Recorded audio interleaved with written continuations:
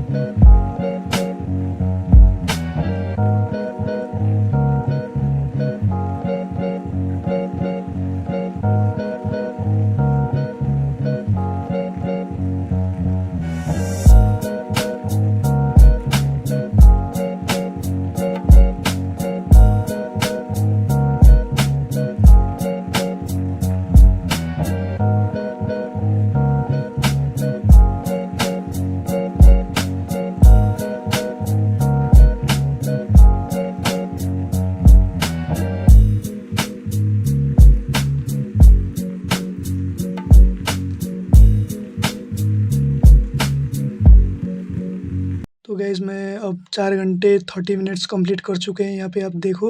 और वैसे भी मैं 4 घंटे का ही मॉर्निंग में स्टडी स्लॉट अपना बनाता हूँ। उठता हूँ तो पीक लेवल पर थोड़ा होता है ना, माइंड भी फ्रेश होता है, तो उसे मैं बना करके और चला जाता हूँ खाने।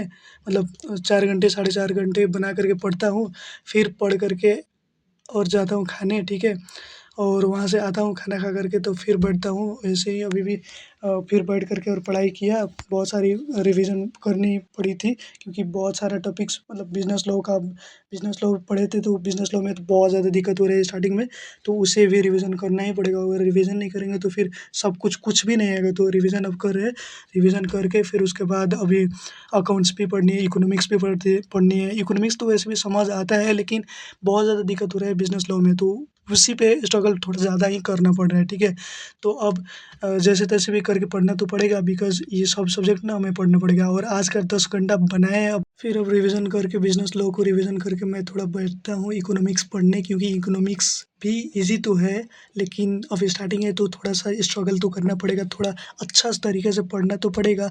तो वही मैंने बैठा पढ़ने, और जैसे-तैसे करके मैंने मतलब रिवीजन कर रहा था। जो चीज़ें भी मैं पढ़ा था ना, उसे बिना देखे हुए मैं रिवीजन करते जा रहा था कि क्या-क्या मैं लिख पा रहा हूँ। क्योंकि मुझे ऐसे ही समझ आता है, जैसे मैंने कोई कंसेप्ट समझ लिया, ठीक है, थ्योरेटिकल हो या फिर प्रैक्टिकल, तो उसे मैं लिख करके ही समझता हूँ, क्योंकि उसी से मेरे दिमाग में घुसता है। ऐसे ही समझो ना, मतलब ऐसे याद ही नहीं होता है। तो इसीलिए मैं क्या करता हूँ कि लिख करके कॉपी में, और फिर रिवीजन करने लगता हूँ। अब रिवीजन अभी करके, फिर रिवीजन करके मैं फिर थोड़ा-सा इकोनॉमिक्स रिवीजन करने के बाद मैं अकाउंट्स पढ़ूँगा। ठीक है, और अकाउंट पढ़ता हूँ इसी में। तो फिर मिलते हैं अब। 4 घंटा का तो 4.5 घंटा हमारा कंप्लीट हो चुका है, अभी भी 1-2 घंटा हो ही चुके होंगे। तो फिर अब मिलते हैं थोड़ा-सा देर के बाद, मतलब अब शायद 10 घंटा कंप्लीट करके ही मिलते हैं। 10 घंटा क्योंकि टारगेट है, उसे जैसे भी पूरा करना है, तो सब्सक्राइब ज़रूर कर लेना और वीडियो पे बने रहो, बहुत ही मज़ा आने वाला है। तुम लोग भी पढ़ो, मैं भी पढ़ रहा हूँ।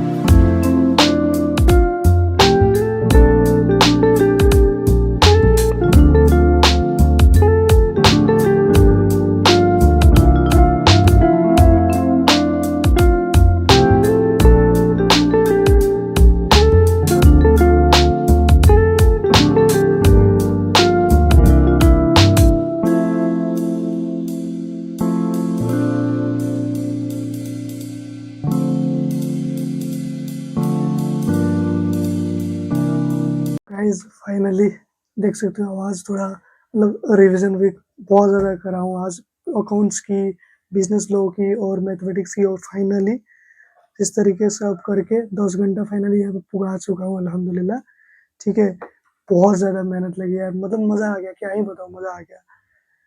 सुबह पे मैंने थोड़ा-सा पढ़ा, फिर उसके बाद खाना खा कर के आया, फिर पढ़ा, फिर 2 डेढ़ डेढ़ बजे से पढ़ा 5 बजे तक, फिर अभी पढ़ा 1 डेढ़ घंटा, 10 घंटे का टारगेट था, फाइनली वो कुछ पूरा हो चुका है, ठीक है? बहुत ज़्यादा खुशी भी लग रहा है और 9-10 घंटा तो आई थिंक सो पढ़ना ही पड़ेगा, क्योंकि अगर सीए फाउंडेशन या फिर किसी भी कॉम्पिटिटिव एग्ज़ाम को प्रिपरेशन तुम किसी भी कॉम्पिटिटिव एग्ज़ाम का प्रिपरेशन कर रहे हो तो तुम्हें करना ही पड़ेगा।